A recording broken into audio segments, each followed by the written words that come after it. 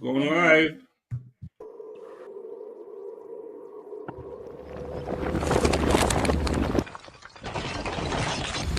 A collision with purpose. In pursuit of purpose.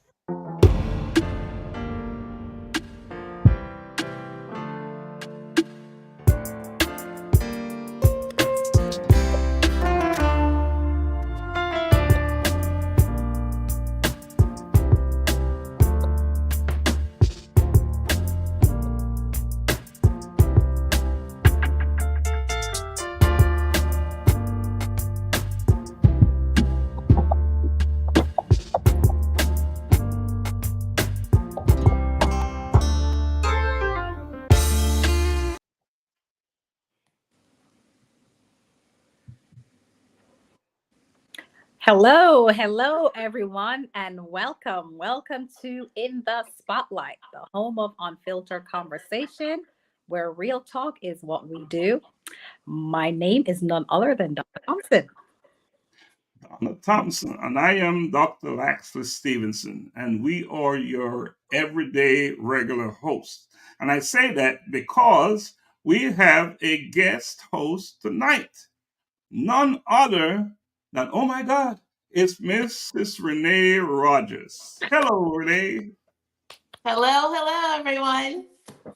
It's great to be here. Thank you for having me. Thank you for Awesome. being here today. Wow. So maybe we can get Renee to introduce herself to our audience. Donna, you think that's a good idea? Yeah, absolutely. Renee, tell us a little Uh, bit about Renee. all right. Well, Renee wears many hats. Most importantly, definitely an ambassador for God, and that's my first and foremost. And I am a wife, a mother. Um, I help out with my husband's business, but lately I have been doing a lot of coaching. I am a teacher and I've taught high school students for over 10 years. And I'm also in the healthcare field. So, taking a little bit of every aspect I have developed over the years and putting it all together. And has been awesome to birth Resources by Renee, a company, a life coaching company to help students after high school. We're just trying to help them find their way after they have finished all their years of going through, elementary, middle school, high school years, and then they just want to be able to find their way in the real world, doing adult life, adulting they call it. So I'm just kind of here to help them along that way, and it's been amazing. I'm just truly blessed to be able to do so. Oh my God, as Donna would say, that Donna, that thing is starting to. Oh yes, we as Renee suggested while we're backstage, we need to get that on a shirt quick Quick, in a hurry. real quick.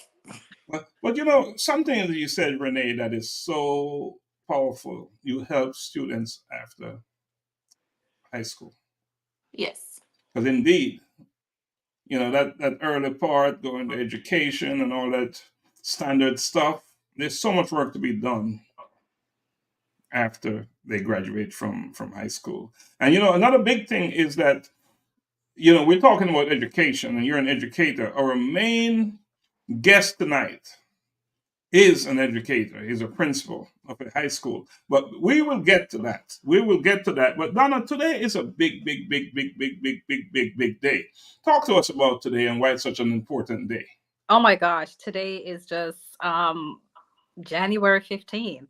And it's a day that we celebrate, we honor none other than someone who have paved the way for all of us. Generations before us, our current generation, generations to come. And he lived and embodied everything that we're talking about today. And it's none other than Martin Luther King Jr. And today is his birthday. I mean, and what a great day to be here to just honor him and celebrate him. Someone who just, lives selflessly for his community and his people. So all greatness here. Look at that smile. Oh my gosh.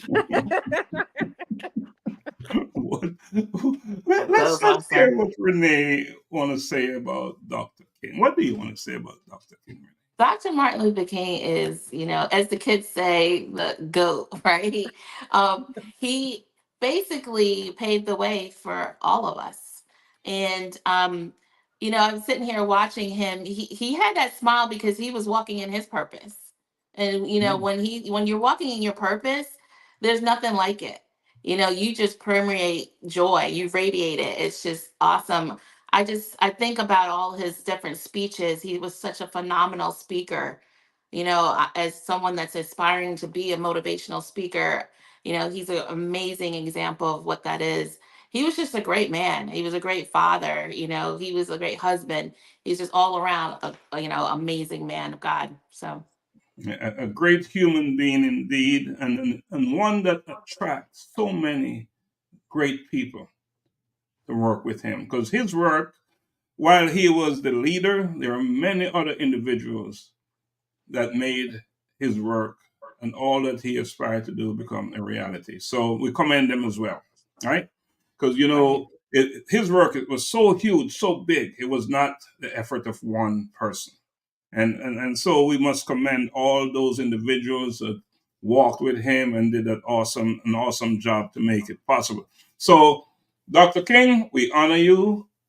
Today's show is committed and dedicated to you for work done. So, Donna, let's get back to the business of a collision with purpose. What is going on in the world of a collision with purpose? Can you share with us, please? Okay, sure. So I'm going to say, oh my gosh. So we have spoken about, of course, our Unearthing You guide that we have spoken to you about that is actually up for sale. It's published. It has a workshop that goes along with it. So if you haven't gotten your copy, you haven't gotten your workshop, go ahead and do so now. However, the big thing that is going to be happening and that's coming up, and I'm really excited, and you all just have to be in the room, right? March 2nd, our colloquium that will be taking place at Shiloh High School. And of course, it's going to be honoring individuals in our community that have done the selfless work of giving to their community, just like Dr. King, so fitting, right? Just like Dr. King that we're speaking about, individuals who have just, given to their community, helped their community, and they haven't been honored. We want to take that opportunity to do so. But Dr. Stephenson is going to speak more about that. But nevertheless, the big thing that's going to be there that I would like to just kind of give you guys just a little quick peek. Dun, dun, dun, dun, dun, dun, dun. It is here. None other than Dr. Stephenson's book, A Collision with Purpose. Guys, it's finally here. Ooh. Yeah. Well, let me say, before we go into the book, I just want to add something. Before I want to just not back up, but I want to touch on something you said earlier. Because in the other shows that we did, you always read something, a Oh, certain yeah. section from our book. And guess that section that you've always, I don't know if it's by accident, it's intentional. None other than Miss Renee Rogers is the one that wrote that review. Oh, So okay. while we're on, can you read that review and then we'll ask Miss Rogers to speak about unearthing you. Oh, yes, Just say something about it. absolutely. So, like Dr. Stephen is saying that in our guide on Earthing You, every week I tend to read something from our reviewers, and for some reason, I always end up on Miss Renee Lee Rogers. So let me just read what Miss Rogers had to say. Okay. Unearthing You, your guide to self-discovery and personal growth, brings tremendous self-awareness to areas of your life that needs restoration. It equips you with the tools to help you walk in your God-given purpose.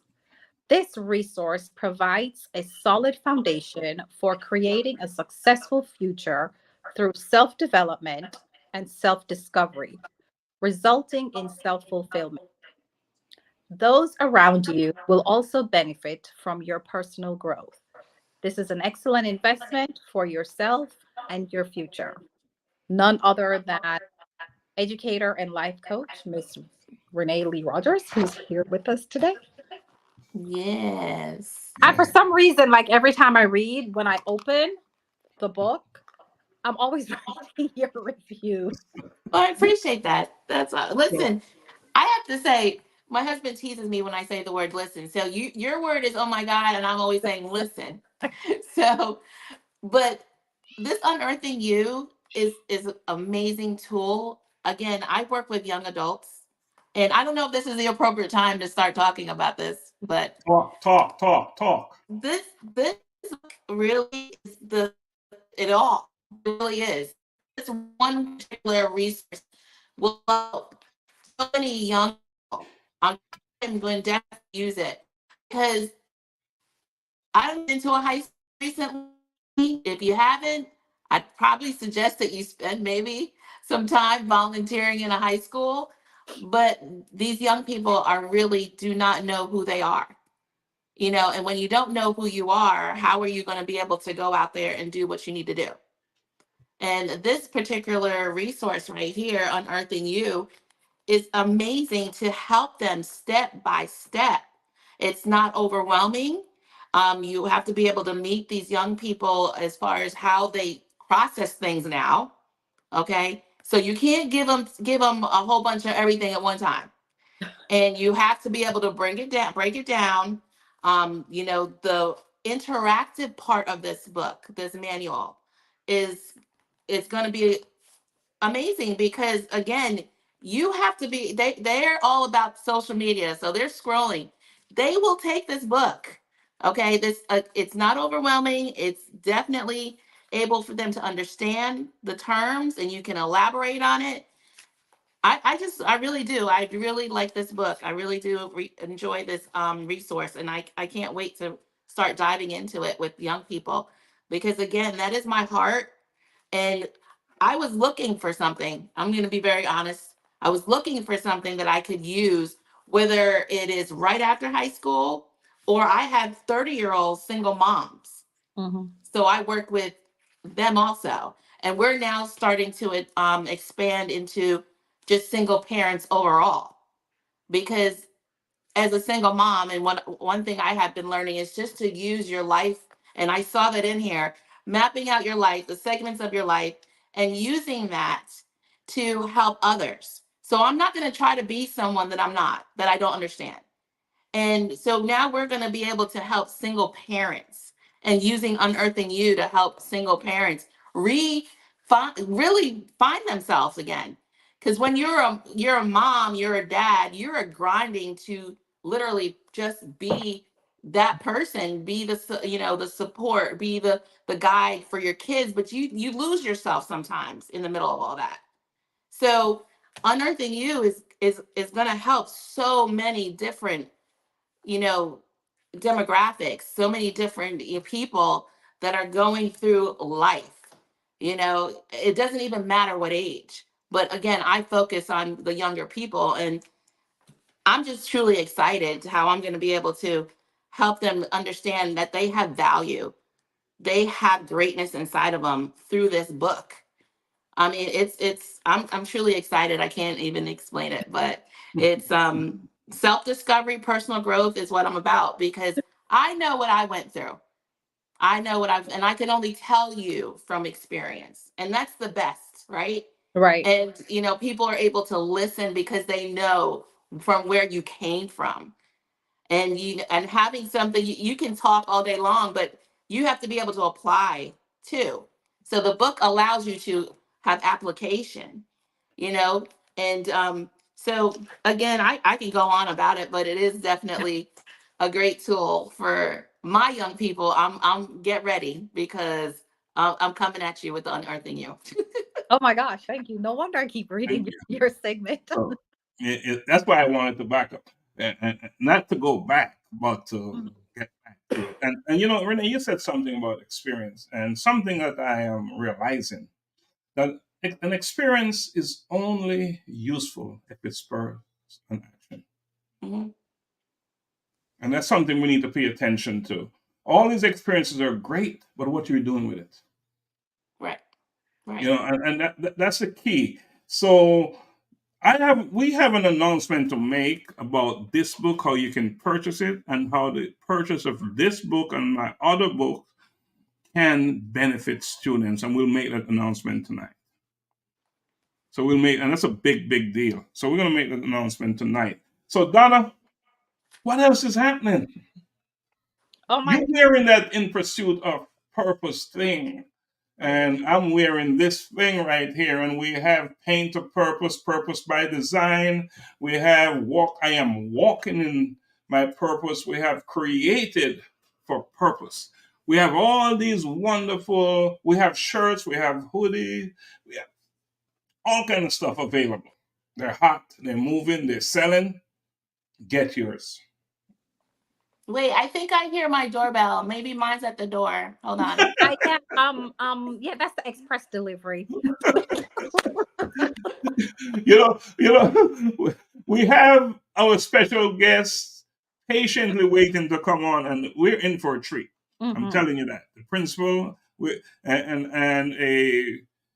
I don't want to give it away. We're gonna wait. But so Donna, let's get back to our main gig and a collision with purpose in pursuit of purpose book. Can we get back to that and show us that not for sale version of it? I'm trying to do slow motion. You guys see it? Yep. There it is. There it is. Do I need to put my sound effects on? Oh my gosh. Oh my God. There it is. And Donna, can you say something about the publisher of the book, please? Just give credit where credit is deserved.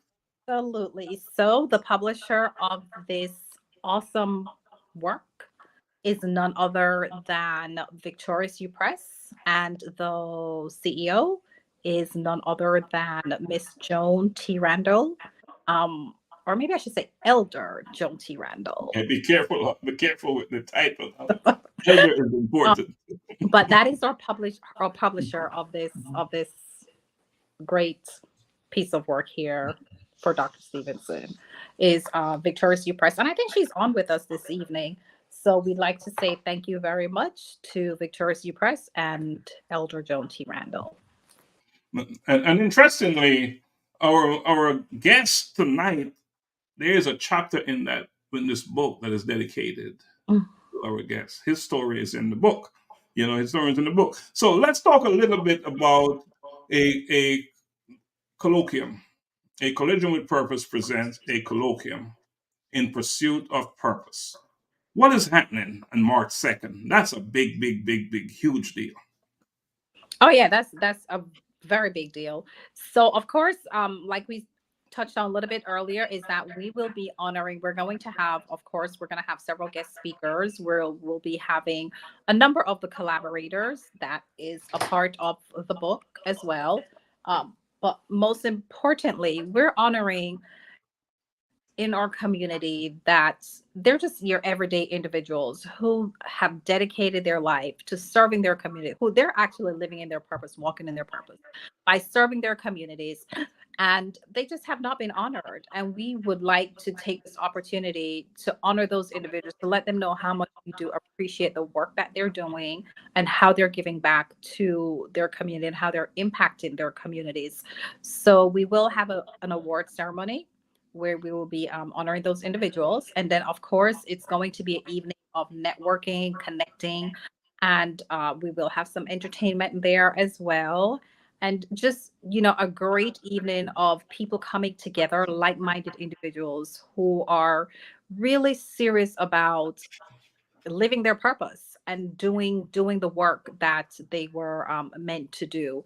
So I just encourage everyone to be a part of this. It's going to be a wonderful event.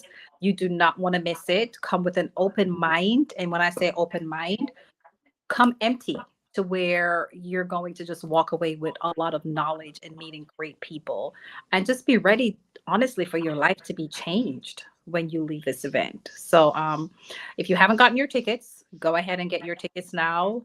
The tickets are going very quickly and space is definitely limited. So once we're sold out, that's it. The doors are closed. Doors are closed. All right. I think it's a good time for us to take a quick break and then come back with our special guest. So let's do that. Okay. Sure.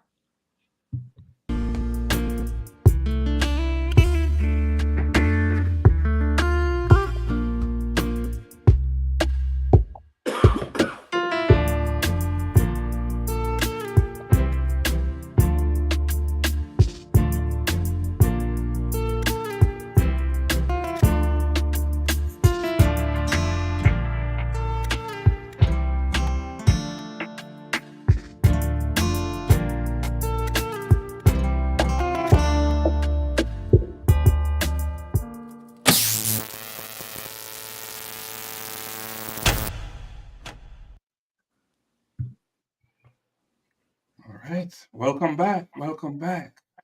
So early on, we said that we're going to make a big announcement today.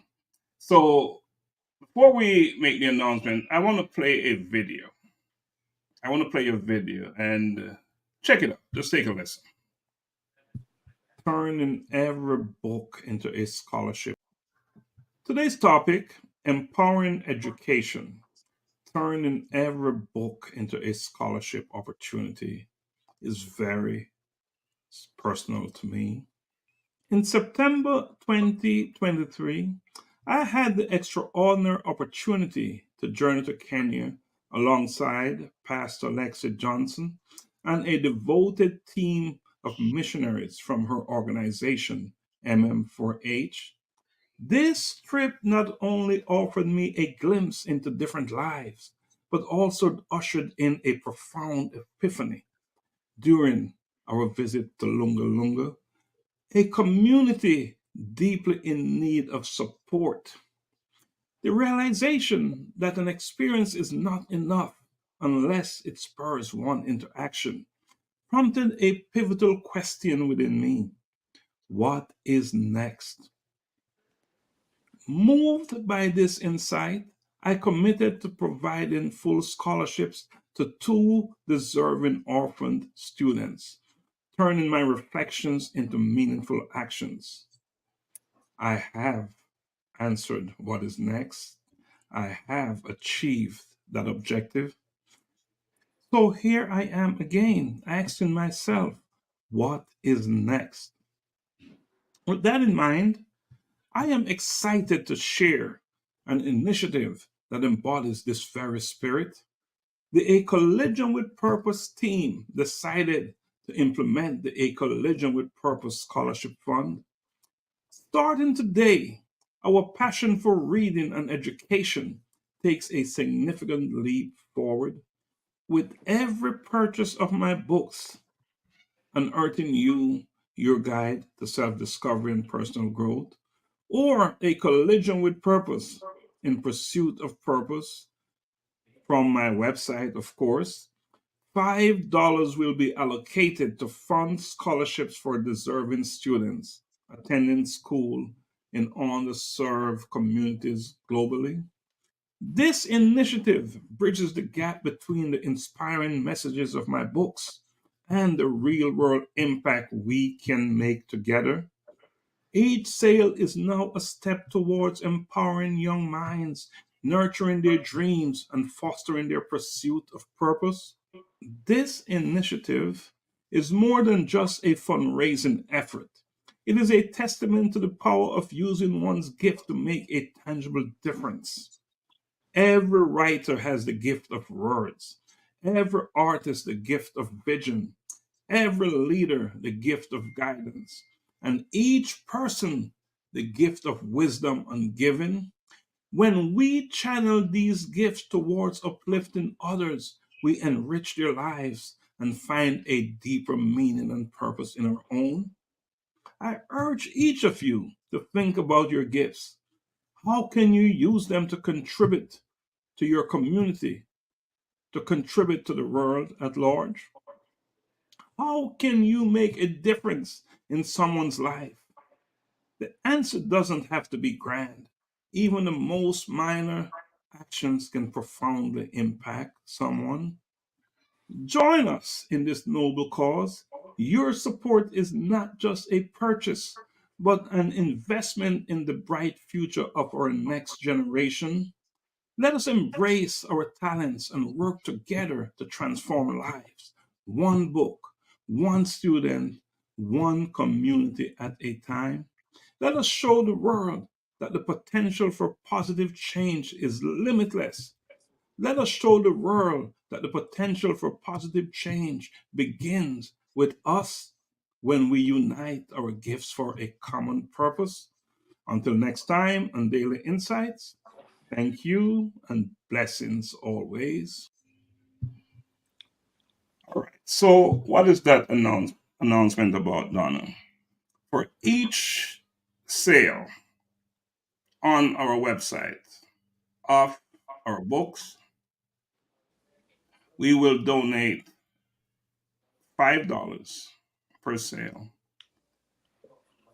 to a cause, and it's under the a Collision with Purpose Scholarship Fund, and we have provided funding for two students so far, and full tuition. We take care of full tuition for two students. They both happen to be in Kenya. However, we're looking not just in Kenya, elsewhere, wherever there are underserved individuals, students in underserved communities is where we're looking. So you must purchase the book or these books on our website. And our website is a collisionwithpurpose.com. You can go over there, purchase the book or the books, and $5 will go towards the scholarship fund. All right. So let's move on. Let's move on to the main gig tonight. So, Donna, can you bring on our special guest, please? Oh, sure. I will definitely bring on our special guest. And it is none other. Do I need to introduce him first and then bring him on? Drum roll. Oh, drum roll.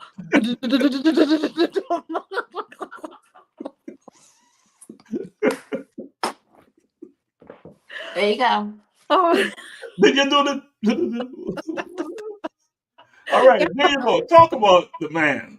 There he is. Talk about it. The man. Can I get some volume on my mic? I sound to be very low. We're hearing you. Can you adjust the mic from where you are? We're hearing you. We're hearing you loud and clear. You're hearing me loud and clear?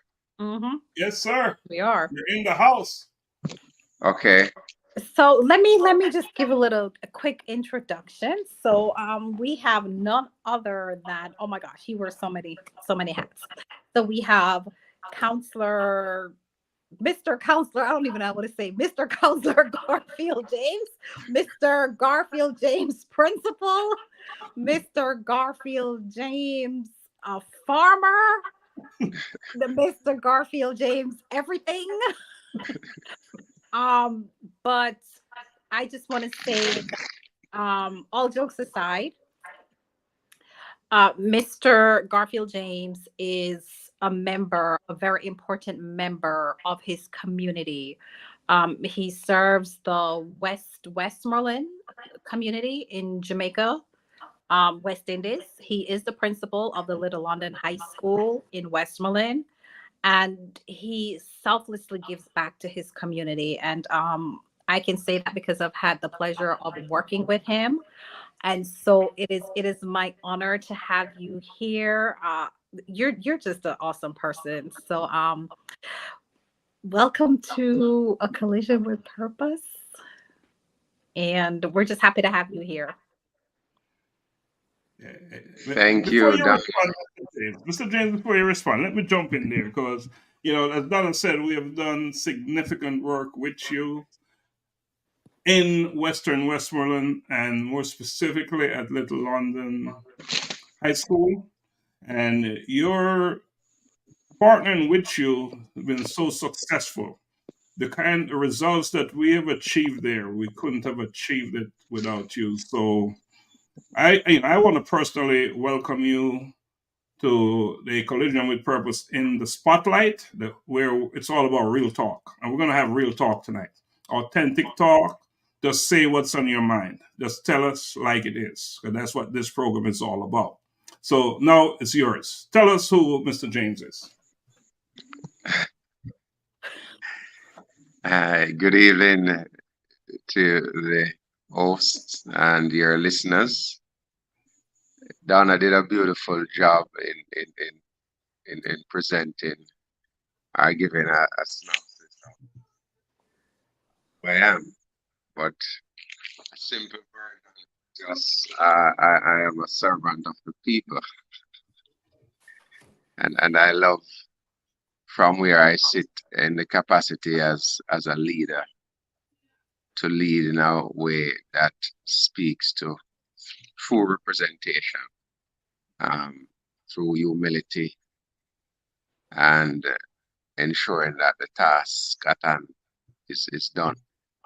So it's not merely occupying or going up the rungs of the ladder to a point where it becomes self-centered, but rather that one that allows me to be able to be more far-reaching as I go up the rungs of the ladder, to be able to reach more youngsters that really seek holistic development and really lack the opportunities, and in some instances have the opportunities sitting right there in front of them, but they are unable to unearth their true potential. So I'm really called to service, and I want to continue on that path. And in a nutshell, that's who I am. I'm really about service. A man that is in service, lives in service. Yeah. That's awesome. Now, you're the principal of Little London High School. Interestingly, I attended Little London High School many years ago. Many years ago. That Don't is my mention Man, discover your age, you know. yeah, it's okay. I'm good with it. I'm good with it. You know, this grayness didn't just happen.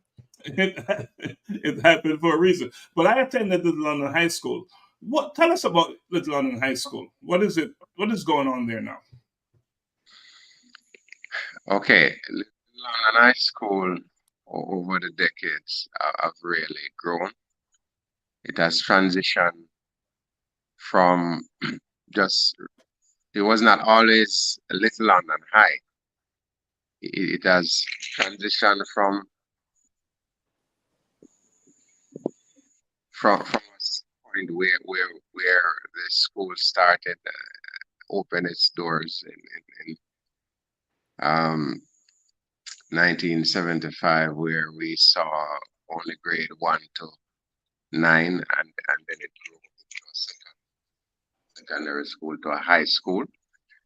A lot of the transition, though, really went or came about in the means of really changing the name and adding new programs. But in addition to that, the type of infrastructural work that would require the growth and the name change was not always a part of it, because, you know, resources are always a scarce thing, especially when it comes on to infrastructural work.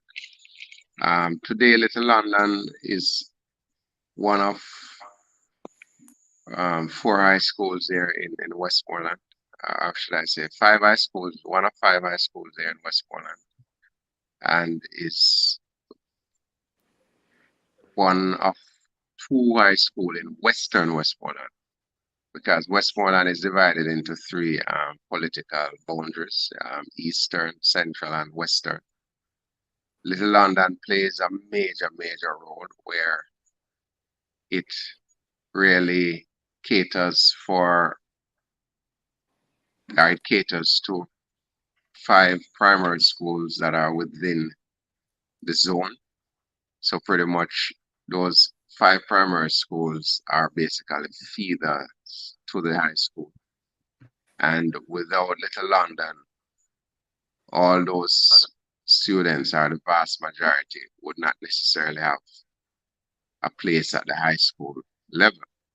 So presently, Little London plays a very critical role in terms of providing that high school opportunity for many, many students who live in close proximity. It has grown to the point where we offer all the external exams that are done nationally, regionally, which is the CSEC exams, the CAPE exams. We offer the sciences, math, English, as you all know, what we call the core subjects. And we also, in addition to those academic programs, do offer vocational training. Presently, we specialize in 9 vocational areas, in which we are the center of excellence for 2, in the form of cosmetology and electrical. And in recent times, we added plumbing. We want the students who come through the institution to not necessarily pursue in its entirety academic excellence in the form of theory and certification, but rather we want them to have a mix or a blended approach where they can leave with the academic accreditations as well as leave with a skill. Because these, in a developing economy where you are seeking to grow your communities, parishes, and by extension the country, you can't do it without having skilled workers for the construction industry, whether it's trucking, whether it's manufacturing. And we want to play an integral part in how we transition the students from the high school into tertiary institutions. So in other words, we want to ensure that we do not miss the mark of catering to the holistic development of the students and making them trainable. It doesn't necessarily mean we have the facility to offer the training at levels to meet certain expectations, but we can initiate that process by making them trainable. So at the end of the day, they can advance or matriculate into other programs that will now prepare them for that final stage where they become employable. So overall, Little London, with the help of so many well thinking individuals who have contributed significantly to the school, we continue to play a major role in how we prepare the next generation this side of the parish country.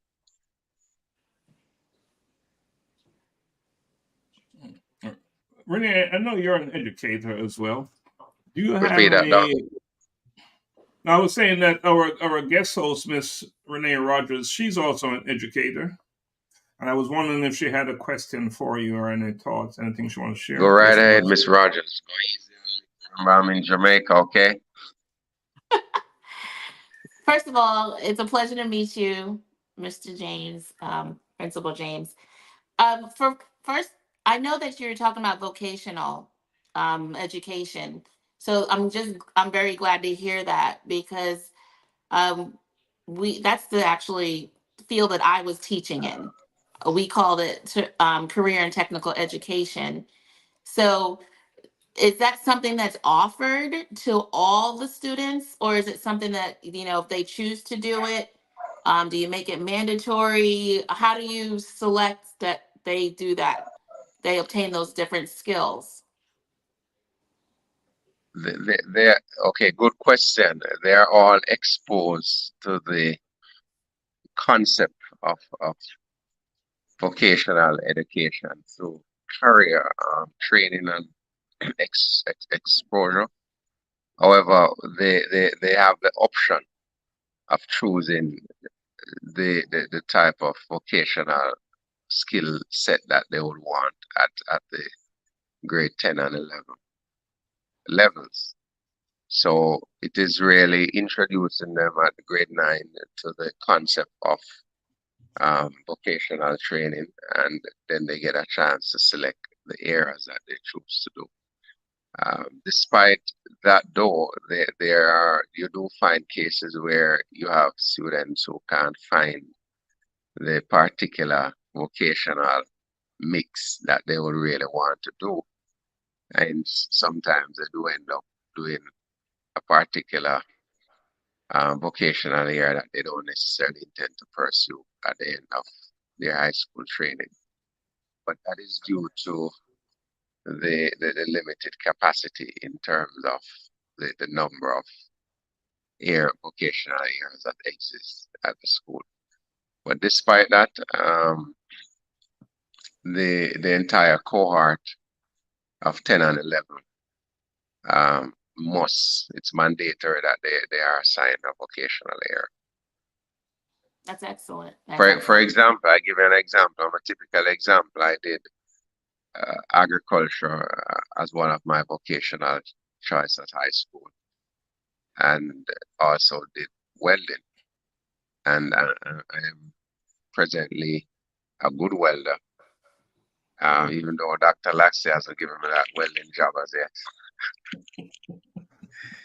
and I'm still engaged in agricultural major farming, but it's not my main career choice or what I really would say I've pursued on a long-term basis. So, but I'm still able to contribute to the GDP by doing work in those areas. So despite sometimes they get a chance to do a particular area that they are not necessarily inclined to, it also affords them the ability to learn a second skill that will prove useful in life. Now, do they obtain any type of, certification or even job placement after they're completed the high school? How are they able to use what they've learned? How do you provide an opportunity to obtain employment or when they have the actual skill obtained? Okay, two things happen. One, we do have on staff a work experience coordinator who at the grade 11 or the 11th grade transition or facilitate these students into workstations. We get them in their respective vocational areas, and we are participating companies, entities that in line with the specific vocational area that they choose. They would go out on a 2 weeks or 4 weeks work cycle where they're actually placed in the actual world of work, and they are assessed by those internal managers, as well as there's an overall assessment that is done by the work experience coordinator. Upon successful completion of those field work or practical experience that they would have gotten from those participating companies, also certified at the end, certification of participation. In terms of the competencies, from a standpoint of certification at the national, each vocational area, there is an external exam offered by CSEC as well as NC-TVET, which is the National Vocational Training Institute, that they are exposed to and given the opportunity to sit. For successful completion or achievements of those exams, they also are able to use those at the end of their grade 11 or 12 program to seek employment or to use it to matriculate into higher training. So it's a multi-facet approach where there are multiple agencies involved and are engaged to ensure that the process of vocational training is not only that they're exposed at the high school level, but they're actually placed out there in the real world of work, and it's assessed and used to actually give them an opportunity to advance. And the part as it relates to employment, we do have some excellent, exceptional students who, upon going on work experience for the cycle, sometimes are asked, are invited back immediately at the end of their 11th grade program to join the companies. We have numerous examples of that happening within the tourism sector, especially in the hotels. That particular vocational area is food and nutrition. It's one of the most successful vocational areas we have presently. It's always oversubscribed. That's good. Do you find that the kids are more engaged because of these vocational classes?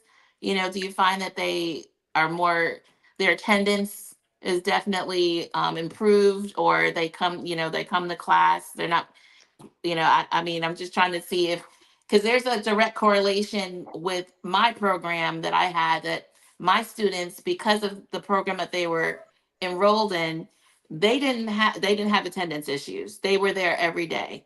They were there to engage every day. They, saw the relevancy of how, learning this particular skill was going to help them to advance after, high school. So do you find the same thing? It's it's a mixed experience that you get. For example, in your case, where you find your students motivated intrinsically to want to be a part of the program continuously. It's a case where you have situations where some students end up, as I said earlier on, in particular vocational areas that they don't necessarily have the interest for. You find in those instances the intrinsic motivational factors are not there. So you do not necessarily have the type of response or acceptance that you would want to see as a facilitator of teaching, as a facilitator. However, the vast majority tends to get their first choice or their choice of vocational selection. So you do find where some are not necessarily academically inclined, so to speak, bring out that type of center around them through the hands-on approach that they would apply to the respective vocational areas that they are involved in. I'll give you an example. You do have some students who have challenges with numeracy and literacy, but yet still they are some of the most talented when it comes on to using their hands to either fix, create, or make something. We have right now a group, though it's a small group, but they are excellent at what they do in plumbing. They pretty much can do everything in plumbing right now. The challenge there, though, is getting them to be able to, on the theoretical side of things, manage to read the blueprints, etc., etc., etc. But you find that the extrinsic motivating factors are not much, or is not necessarily required to have these boys being driven by soul.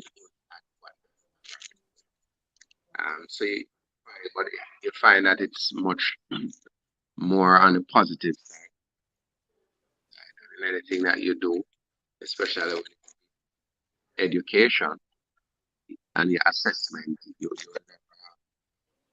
100% responds to anything, whether it's exams, whether it's punctuality, whether it's behavioral issues. But we're in to the positivity aspects of the vocational years and how it impacts on the students and their behavior and motivation. So if you were to ask me if I needed to add more vocational options, then it would definitely be a go. Yeah. And how do you get your teachers to, are the vocational teachers, are they is it hard to find teachers to teach the vocational classes? You ask such good questions. You did a lot of research on this, right? I lived it. Listen, I need some teachers down here in Jamaica at Little London High. You gotta send me a few of your guys. It's extremely difficult to find vocational based teachers. It's extremely difficult. The demand for their skill sets are very high, and you find that not many individuals tend to want to go into tertiary training for some of these vocational areas. And where we are now in terms of the requirements to get into the system to be able to teach at the high school level, it's mandatory by regulations that you at least have a diploma at that's a minimum level of introduction to the system. But you find that we don't have enough persons taking up these opportunities. So pretty much most high schools, especially the non-traditional high schools that offer vocational training, I think pretty much for all of us, we presently have vocational areas that we are unable to utilize due to the fact that we can't find individuals to employ in those respective positions. So you see, if we're not careful as a country, we might have to start import plumbers to come and do contracts here, electricians and so forth. And it's really hard if you want to develop a country for the long term, to be able to not really provide the labor force that is necessary to grow an economy. So as a high school and by extension, the Ministry of Education and the government, it's something that we seriously need to look at. We need to carefully look at what's happening in the schools as it relates to the high schools and those who are exiting the system, because we have too many vacant positions now in Jamaica, in Westmoreland, at Little London High School, and I'm speaking specifically about one, Little London High, that we can't find to fill. I'll give you a typical example. Music. Dr. Laxley, as a veteran musician, it's one of the hardest positions to fill in high schools now. I've had a vacant position, permanent, clear vacancy for a music teacher for the last 3.5 years, and I can't find a teacher to fill the position. So it is, and it's not necessarily owing to brain drain. It's just that we're not necessarily putting out enough certified musicians, because we have a long list that could walk into the system and do an excellent job at, grooming these youngsters who have the talent in the cultural arts. But I have one more question though.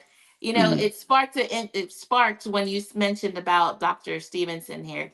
Is it a possibility to do online classes? Like, for instance, if you're looking for a music teacher, like you said, is that something that is available to do online with the students? You could hire Dr. Stephenson to nah, teach. we're not giving Doc any more work to do.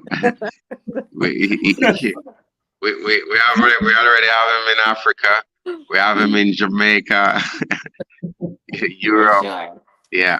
But I will take you up on it. I know we can call on his wealth of network and knowledge and experience to do make recommendations. And to answer your question, yes, we do have the facility and the capabilities to do online classes. COVID taught us that very well, and we are left. If we are left with nothing else from COVID, we are left with online class and Right. online teaching and learning. Yeah, I want to add something. You talked about importing plumbers, and that's not a bad thing because what we're doing in Jamaica, it seems like we're exporting teachers to countries like Canada Mm-hmm. and the United States. What's going on with that, and what's the fix? How do we Okay. cure Okay. It's not that we are. I know that's not what you're suggesting, Dr. Laxley Stephenson. It's not that we are exporting, but we are living in a global village. It's a free market economy, and persons are free to move across any boundaries if they are allowed to do so, and they will always seek opportunities based on their own individual passions, desire, dreams, and objectives. The fact is, as a country, we have to increase the numbers of teachers that we train. How we get to that point is a bigger question, because the reality is that while we might not be able to pay the same salary like in Europe or in the United States, if you train teachers and the opportunity presents itself, they are going to go. The reality is the vocational areas. There's a lot of easier way to make monies these days, and if we do not necessarily agree, it is a fact, but the ability to earn and make money drives passion, and it drives one's intuition about the type of career decision that they want to take. In many opportunities, so many youngsters have seen it much easier to make a lot of money rather than going through certain traditional route of going to high school, going to college, going to tertiary, getting a skill, and then go out and work a regular job to earn and to live, when they look around and they see so much money is being made in other ways. For example, artists, we have the music industry in Jamaica does very well, but we're not having the type of balance that we should have. We produce some of the greatest acts that go abroad and make so much money, but yet still within our school formal structure, we're not getting it right. So we produce so many talented individuals who will sing, write music, DJ, but at the same time, they are not being certified. Can you imagine if we were certifying all our performers and they were going through the formal system and then apply that to their craft and their talent, so much better and how much more secure our music industry would be for the long term of this country. So it's a major problem we have, and it's something that I want all of us to look at as well thinking individuals who want to see the best for this country. We need to get to a point at the primary level where we stop the process of allowing students to leave the primary system based on age. You know what it takes for a child to leave the primary system? What qualifies a child to leave primary system? Can anybody answer that question? The age. Age. Age. Once So you reach it's a pass-through system. Once you're you, required to leave. So it's not based yeah. on competencies. So for example, I operate a high school system, and you're expecting me to teach the high school curriculum starting at grade 7. But yet still, based on age, you send a child to me that is at the kindergarten level, the pre-primer level, the primer level, the grade 1 level. So by the time I get that individual at grade 7, you're 4 or 5 years behind. And then you are expected to leave the high school system, not based on competencies, but based on age. And until we correct that problem, we are going to be faced with the challenges of not being able to train enough persons to fit the type of um, opportunities that are being created in the economy. Because a growing economy will shift or diversify from just being an agricultural base or be pretty much raw material export type economy. One that produces, one that, one that carries interventions and so forth and so on. And you need the sciences behind that, you need the talents behind that, you need the certification. So it's something that we need to start discuss and it's something that can be corrected. But it needs the political will, it needs the revolutionary approach within the ministry to start that process. And we're not seeing that right now. There's some serious repurposing that is required. When there's so many competing opportunities out there, that is not requiring these individuals to do as much and to commit as much time to access these opportunities, and that's quite a challenge we have there in Jamaica. Right. And that is why it's critical for us to revisit the value and attitudes approach to building a stronger society. Presently, our true sense of identity has been warped by so many other influences, and we have all the type of competing elements of culture creeping in, and we are pretty much lost our true sense of identity. So you find that we are struggling as a country, and we need to get back to a point where we bring that civic mindness within the individuals that speaks to values and attitudes, and to understand where we are coming from, where we need to go as a people, and to hold dear to our culture and just don't lose it, because once we do that, then we start lose the type of vision that we want and the type of country that we want for the long term.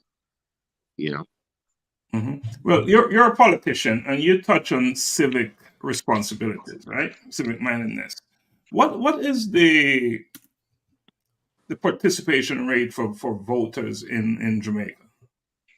How involved are they, voters in Jamaica? What is the percentage turnout? It's not encouraging. It's very low. If you look at the electoral office and look at the data that is available from the last 3, and I'm not speaking to the local government elections, just look at the general election. If you look at the data, you realize it's very low. I mean, the last election, we had one of the lowest turnout.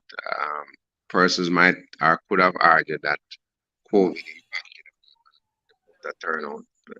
But if you go 2 elections behind that, you would still see that the voter turnout is very low. You have an average and high of about 48% of the population entitled to vote coming out.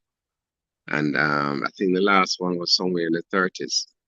Now, in any democracy, when you do not have a greater participation of the electorate, it only opens the door for failure or for lack of accountability, where manifestos being put forward by respective political parties will not necessarily be realized, because you are operating within a minority where it's easier to control the minority using scarce benefits rather than doing the type of fulfillment of a manifesto so that the masses can see the work and benefit from it.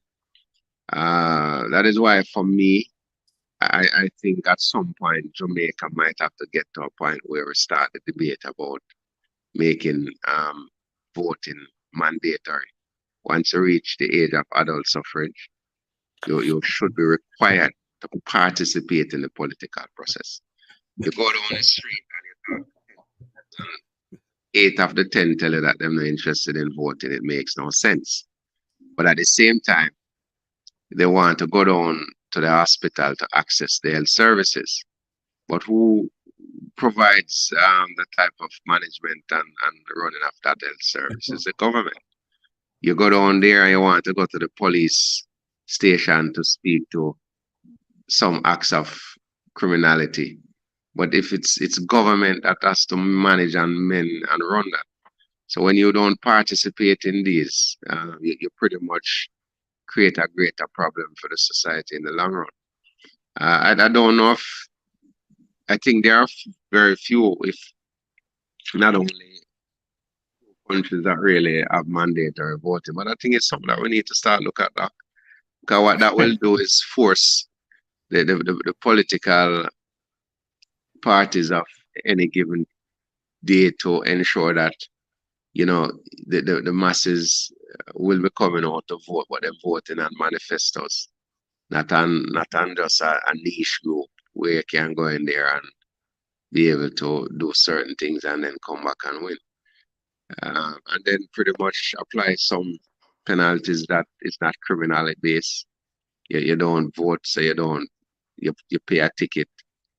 You don't vote, you know, it's logged against your passport or your license or something. But long term, some draconian approaches and some revolutionary approaches will have to apply to this country for us to start seeing some significant changes, you know. Yeah, and you know, I that's interesting that you would say mandatory voting. That's big. That's big stuff there. It would be interesting to see how they implement such a thing. But I have a question on these platforms or manifestos, as you call them, as they call them in Jamaica. Are these manifestos just to excite voters to get out there, or are they real living documents that they these political parties intend to implement? Or are they just to seek votes? No, there are real documents with real problems presented and solutions and recommendations to solve some of those problems. Remember, if Donna was here, you were here in Jamaica, I know you would be voting. And if you are going to be voting, I know one of the first things that you will be looking at is the manifesto. What are your plans for Right, right. But let your, me say something. I yeah, get that, and that's why I'm saying they're to attract voters. But after the election, these manifestos have specific things in them that we're going to achieve as a political party. Are they pursuing these things after the election?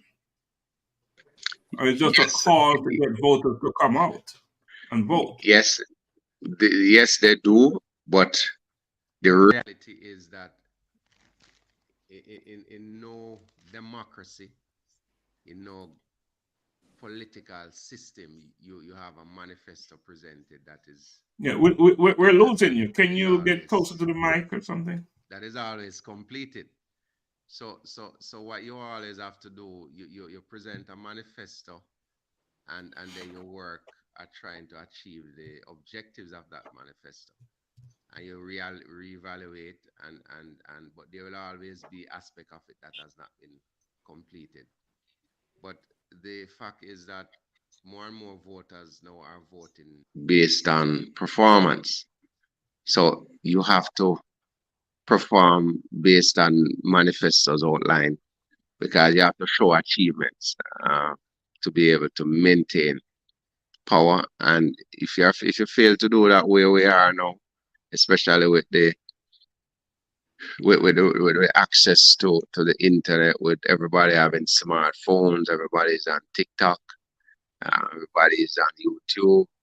It's like if you have nothing to put out there, then you are in problem, and you must be able to show what you have done, what you have achieved, and where you intend to go and what you intend to do for the people. But at the end of the day, everything is subjective to the availability of resources and the decision as to who should get and when. But critically, it is very important in the process of democracy and political representation to be able to speak to a manifesto and present a manifesto for people to buy into and understand where you want to go with their communities. Donna, I can see you have a I tend to question. lean over sometimes. I'm I'm not learning. trying to show my dimple. It's just Be careful now, you. Be careful now. You don't want to be tagged with a name, you know. my mic on the Principal phone. James, Principal James, be careful. You don't want to be tagged with a name, no. You know, be careful what you say. Impulse. No, because the sign of the dimple is in the phone, Yeah. Now let's switch gear. Let's switch gear a little bit because you are a farmer. And you touched on that. While it's not your chosen career, you have done some serious work farming. Can you talk to us about that a bit? Work on the serious work on what? The farm. Farming, the farming industry. Okay, farming. Mm-hmm. I usually do a lot of sugarcane. I was one of the major supplier of sugarcane to the Frome Sugar Factory. I eventually left that and went into some, what you call it, cash crops that are quickly grown. That I suffered tremendous losses from predator larceny. So I gradually shifted away from that, and I finally came up with one that I found to be my favorite, which is forestry. So presently, I am one of the major forest owners where I've planted thousands of lumber trees, cedar, mahogany, maho, teak. Not only that, I found it to be very fulfilling and a good option. You will not find anybody trying to steal them before they are mature, and it takes a very long. And secondly, it helps to enhance the environment. That section of the community, you find that even the rainfall is much better than other areas, surrounding geographical areas. And it also provides an opportunity for employment, but it's on the long-term basis. So presently, I am at the point of doing forestry. I'm in forestry. I'm in the business of forestry right now. So I can supply you with the various lumbers that can make good money in terms of seeds and so on. Yeah. So for let's say a mahogany tree, how long does that take from when you plant it to maturity? Okay, good question. It depends on the variety. You have one that is called a Honduras mahogany. You can cut that mahogany within like 25 years after planting it. You have, and then you have the local, the native mahogany, which is a much densely, it's a harder wood that can take you as long as 30, 35 years before you're able to really cut it for it to mature properly. But then for cedar, you know, you have a mix of cedar where probably anywhere from 18, 22 years, 23, 25, depending on the growth rate. Years on, you can reap it. You said 20 and 30 years. Yes. He did. So And that's the sort of thing young people don't want to hear. They want what is called instant Oh, my. gratification. Yes, But I indeed. what I have learned to practice delayed gratification. And But that is ironically delayed. though, I want to tell you that when I started 22 years ago, when I started doing forestry 22 years ago, I was mocked and jeered by youngsters in my age group. And whenever we meet now to have a drink, it's something first topic we always discuss. How them usually mock and jeer me, and you know, when them pass the plots, how beautiful they are, and so forth. And you know, as much as that might sound simple, it is something that we really need to start teaching our youngsters. That you know, you don't start tomorrow and achieve what you want next week. It's a process. It's a process of gradualism. It's a process of going up the rungs of the ladder. And until we start doing a better job of educating them for them to understand that that's a process that everyone should seek to follow. We will always have, you know, greater level of our acts of criminality because persons are always seeking instant gratification and instant cost. And if you didn't save any money and you didn't work for it, you know, you're not entitled to experience. It is something that we need to transfer into our day-to-day running with the kids for them to understand that it's a process to get to a point. You know, it's not everything you're going to. It's a fast track. It's a process. Yeah. And let's talk about that fast track thing, or you mentioned criminality and a way to avert that is for these younger folks to understand and you know, apply some level of delayed gratification in their lives. What is the situation, especially down here in Western Westmoreland, with crime? What's going on with that? What can you tell us about crime, and how can we curb that?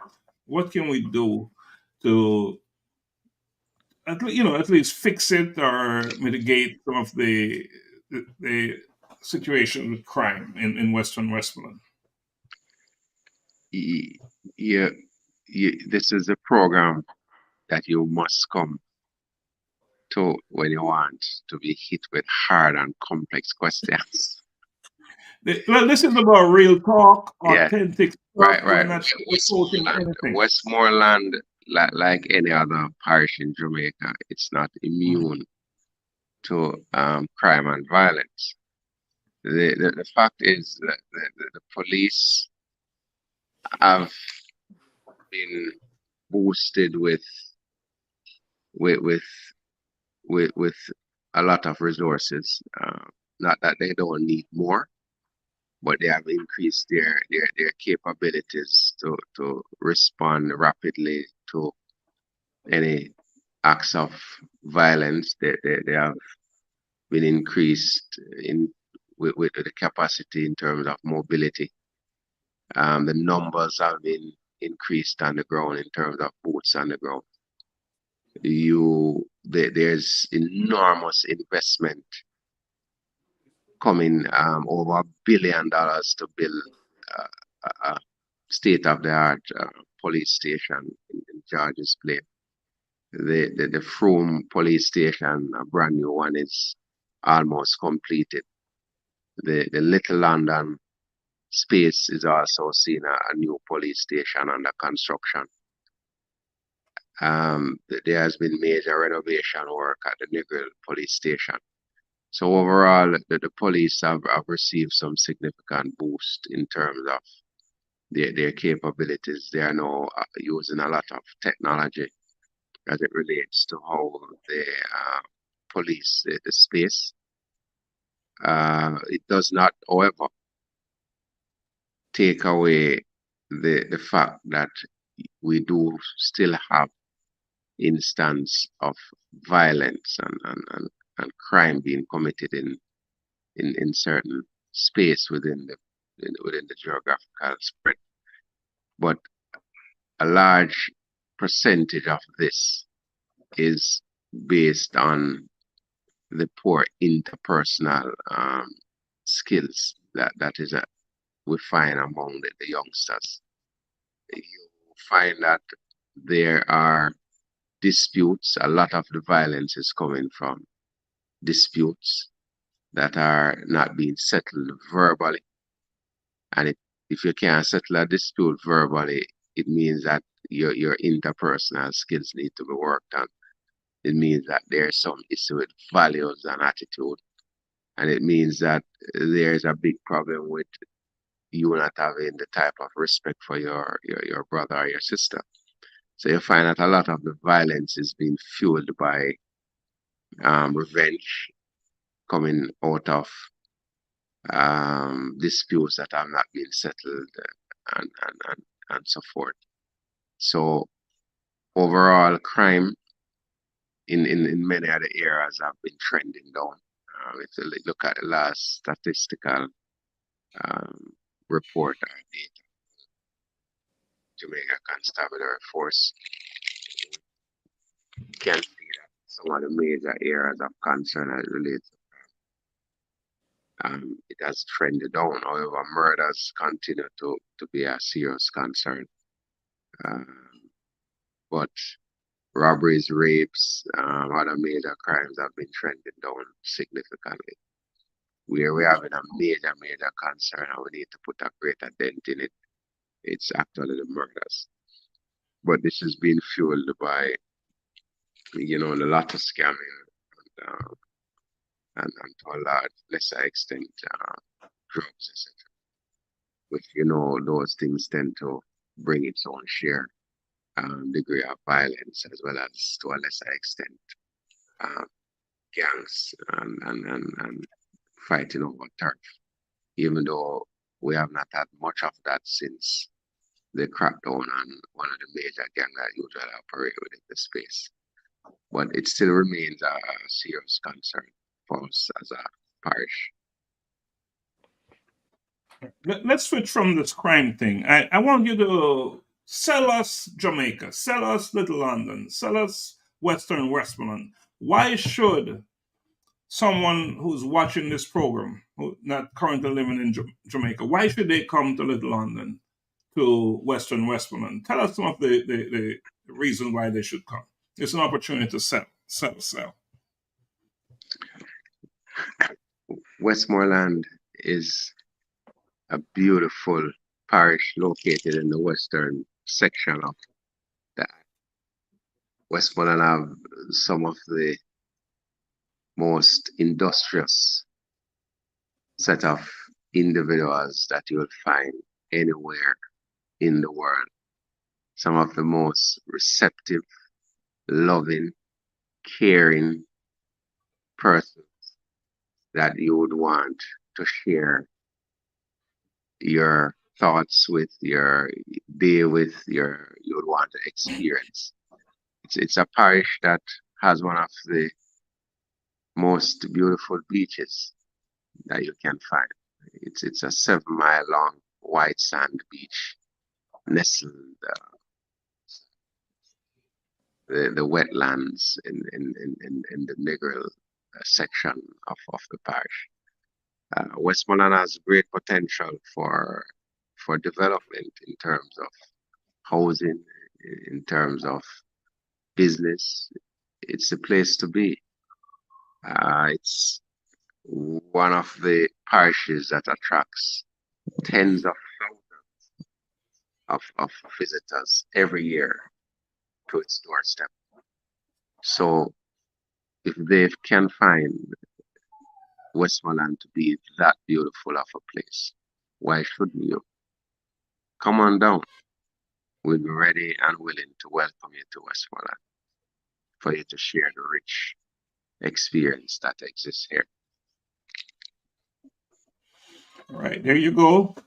Pack your bags, book your tickets, your airplane tickets, and head on down to Negril, to any of those areas in Western Westmoreland. Well, I say Western Westmoreland because that's where you serve. You serve. But just Westmoreland in general, probably one of the most beautiful parish. We have had our issues there, our challenges, but nevertheless, the place to be. So I really agree with you on that, Mr. James. So, Mr. James, you have a election coming up where you will be reelected for councillor for Sheffield division in Western Westmoreland. How's that? How are things looking for you? Thank you for asking me, because that's one of my portfolios that Donna so beautifully described. The actually I was elected I entered political representation in 2016 under the banner of the People's National Party. I was elected as councillor for the Sheffield division, where I won with the highest margin of victory ever seen in the People's National Party since the inception of voting in Sheffield. The fact is that I am no longer wearing that flag. I am now representing the Jamaica Labour Party, and the representation is still at the Sheffield division within Western Westmoreland constituency. And the support among the constituents is tremendous. It is growing beyond my expectations, really.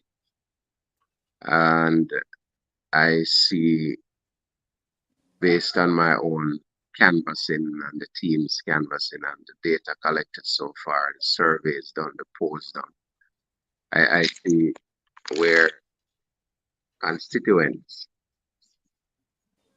is ready and waiting to re-elect me back to that position based on the representation that I have given to them thus far. They are elated and they want to ensure that I get the mandate to continue with the progress that I've started so far under the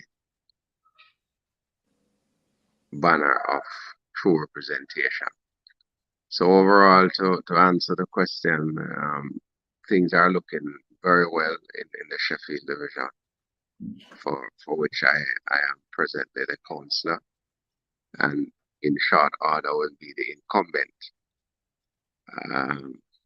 going up for the next local government election, which is due next month. Next month, February, that is. Donna, anything for Principal James? Yes, Don. Actually, no, because I think you all have covered it between you and Renee. You've asked all the questions that was in my head. I have a different kind of question, though, if I could ask.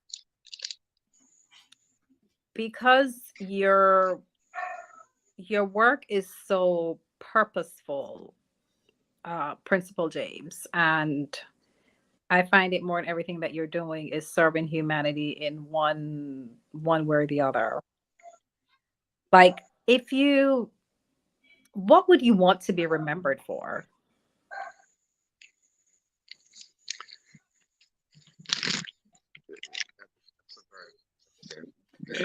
Donna, don't give it away. It's in the book. Oh, okay. It's in the book. Well, Let's not give it away. I was about to say, please direct them to the website to purchase Yes, the it's book, in Donna. the book. All right. It's in the book, A Collision with Purpose in Pursuit of Purpose. My His answer story is is the in book. there. Buy the book, support a student by buying the book, and you will get that information. In fact, Mr. James will be on location March 2nd for a colloquium in Pursuit of Purpose. March 2nd, we expect that he will be here celebrating with us in Snellville High School. So he will be speaking at that event as well. He'll be a speaker at the event. So, Mr. James, now that we know you can't give that away, right, Donna? Mhm. Right. Can you tell us about your experience with A Collision with Purpose and this whole process? Because you've been very involved with the work we're doing.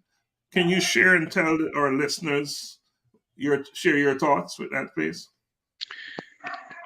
I, I want to sum up my thoughts in one simple expression, one simple statement.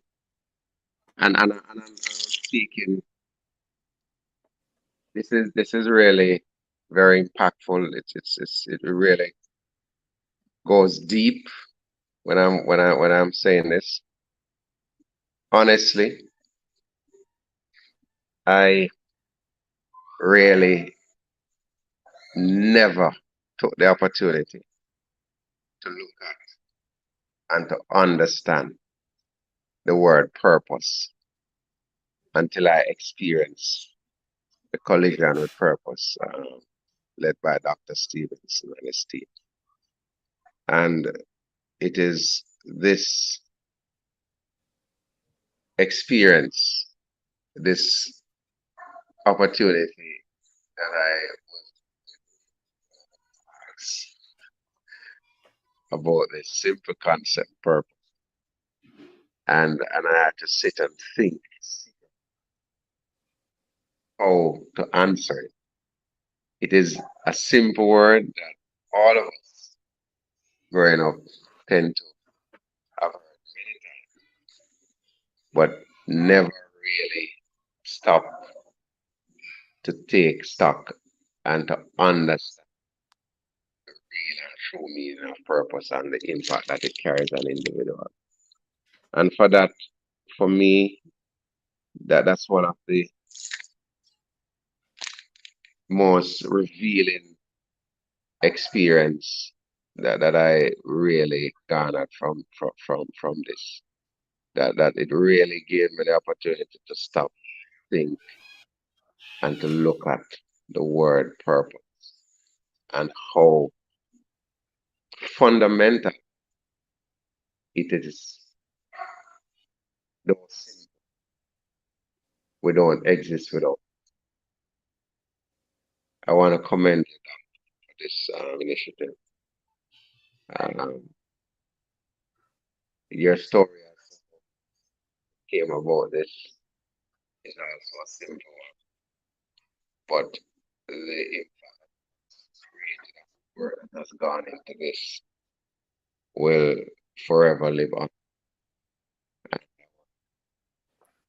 freedom to say to you that despite the challenge and despite the setbacks, never stop from fulfilling. I thank you for the opportunity to have given me the chance to really realize that I was living on earth. And that's what I was doing.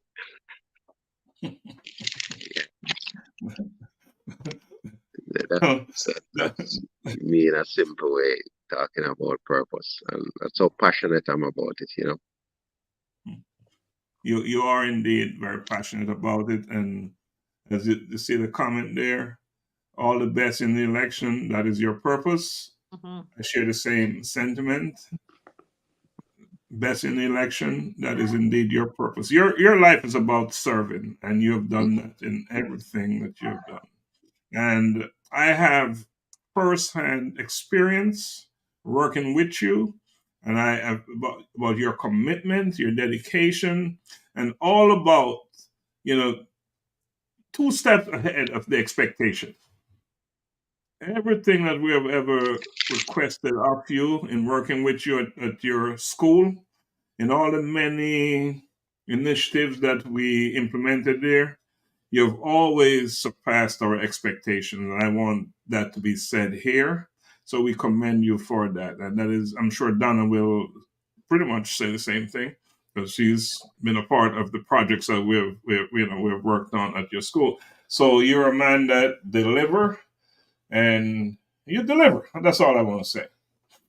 You've set the Okay. bar. You've set the bar so high that our expectation of others is maybe a little bit challenging.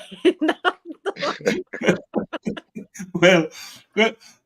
And so while we're here, Donna, as you're saying that, now we're talking about Principal James here, not Counselor James. Mm-mm.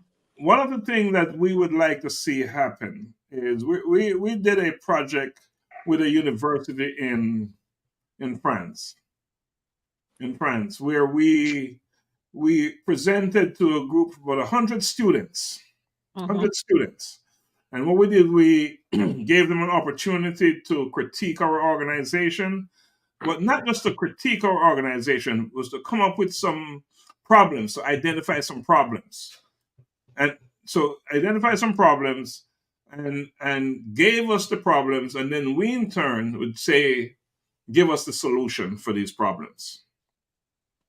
So we included them. That's something that I would like to see happening in at your school in Jamaica, where these kids, these students are not just there doing academic or other kinds of work. No, they engage with identifying their problems, their issues, problems that are their challenges affecting their situations, but they're also part of the solution. They're also part of the solution, coming up with solutions, right? And I think we talk about crime and all those things. Let's look at crime, Mhm. causation. Because I understand that there are all these police stations. I don't think those stations are solving crime because they're not looking at causation. They're there for punishment and so forth. So let's start to look at causation. Why are people committing the amount of crimes they're committing and the different types of crimes, right? So let's take a look at that. And that's something that we here at the Collision with Purpose would be happy and excited to work with you on. And you know, we have this new thing where when we sell books, as long as they've been bought on our website, we have this scholarship thing that if it's 1 or 2 students, so we can assist with this type of project, you know, have to facilitate them doing their work, then that's something we can look at as well. Don, I know I'm talking and I know I'm making decisions here, but what do you think? Oh no, I'm you know me, 100% in. Yeah, once it comes on to the children and it's going to benefit the children and for them to be successful, I'm all for that. Hmm. So we are dedicated to our future generation. Okay. Yeah, I really love that suggestion and the action that was carried out in terms of actually allowing the students to be able to present on paper what they see as challenges and to make possible recommendations to address them. And from those discussions, sometimes where you can find the real and true solutions. And it's also an opportunity that allows them to be able to become a part of the solution. And that can only seek to enhance motivation and, give them an opportunity not only to be followers, but to be leaders in resolving and making recommendations for some of the challenges that they are the ones who really face day to day. So it's a brilliant way to really interface as well as to bring some of the challenges and put forward some of the recommendations. I think I like that verb. A great And resource. in addition to that, it's Ms. Rogers, maybe this might lead to some possible collaboration or exchange program in the future. As I know that Mrs. Rogers is also from Jamaica. From Jamaica, okay, she is just not first generation, but okay, she's a. And by the way, she is my niece. She's my niece. So for full disclosure, Miss Rogers is my niece. But okay, but an awesome person and doing great work. So we thought it fit to bring her on this program, especially as an educator, and you being an educator as well. Thought it would be a good fit for tonight's conversation, and clearly it excellent. was. All I have right. to keep putting this up, but it's a great resource, Principal James. A great resource for the kids. Okay, beautiful, beautiful. And for your Definitely. teachers, by the way, And and for for the your teachers. Yeah. Mhm. And for your teachers. Maybe you need to see how we can get that in the school. Yep. In school, and for to do some Don't good there. worry. When I get there in March. Okay. Sounds good. All right, guys. Well, we've been on now almost 2 hours, and this show Oh. is supposed to be a 1 hour gig. Mm-hmm. And Donna, for whatever reason, your show's been running almost 2 hours every time. Your show. Oh my gosh. We need to get this back to the 1 hour, but it's been impossible to do that because all of our guests so far they've come in and they're talking real stuff, real authentic stuff. They're saying things with serious implications, making a difference in lives. So we let it go because that's how things work, right? Right. But all good things must come to an end. Unfortunately, but it has to. To an end. So, Principal James, it That's was all. just amazing having you on our show tonight. Is there a final word you want to say to our listeners, to our guests? There are so many options available on the wide web for opportunities to engage, whether it's in live interviews or participating, but there is nowhere else I would have chosen to be tonight rather than on this platform.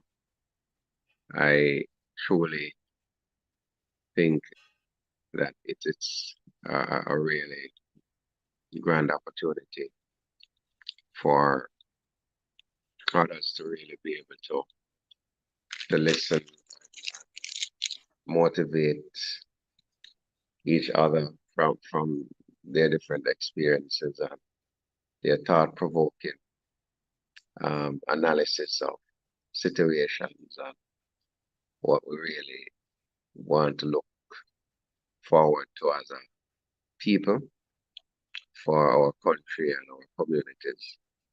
And it can only get better. And I want to commend the team for taking the time out to bring this opportunity to us on a weekly basis. And I pray that you will continue to expand and grow this program with the idea of reaching more people, that it can create the type of impact that we want, and then the positive results coming out of those wider cross section of the globe that we are actually reaching right now. So congratulations, and keep up the hard work, and we'll continue to play our part in making sure that we continue to serve humanity. Thank you. Thank you very much. Thank you. And talk about expanding. And I just want to make a quick announcement here that A Collision with Purpose, Bridging Generations, Voices of Men in a Changing World, will be aired soon. That is a show that we'll be talking to young men, older men, coming together and having conversations. Our host, Juan, he was our first guest in this program. I myself, I'll be there, Mr. Augusta Foster, and Xavier Wilcox. We'll all be this is going to be a powerful show. We're going to be talking to men, having conversations with men. And again, it's called Bridging Generations, Voices of Men in a Changing World. So that's something that you may want to come back and have a conversation on that platform. And that we'll be airing that show on Thursdays at 7:30. And we promise that will only be for an hour, Donna. I won't be a part of it, so. Well, we're not saying we won't invite women to come on. We're just saying that is the show. That is the show. Because when we need perspective, right? Right, Renee. So Renee, yes. your final words, please. Go. We need to wrap this thing up. I think I hear you, Renee. I can't, Renee. Well, we lost. She is. Yeah, you're not muted, but we can't hear you. We're not hearing you. Yeah, no.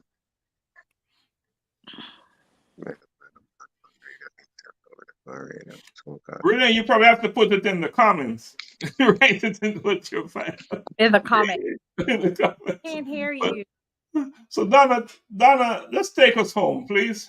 Okay, sure. Once again, I want to thank our audience for joining us this evening for another wonderful episode, and definitely thanking our special guests, Principal James, and our co-hosts, Renee Rogers, for joining us. It has been a very insightful conversation, lots of information. As you can see, it's supposed to be an hour show, but when it's good talk and it's important talk, hey, we just keep on going. And thank you for all the comments that we have received. Once again, I would like to say, if you have not purchased your tickets as yet for the colloquium, March 2nd, go ahead and do so now. And make sure you have a seat in that room. Otherwise, you're not just missing out on an evening of networking, but you're also missing out on an evening of changing your life. So take your life in your hands and make a change. And that's it for myself this evening, and have a wonderful evening. All right. Thank you, everyone, and blessings always.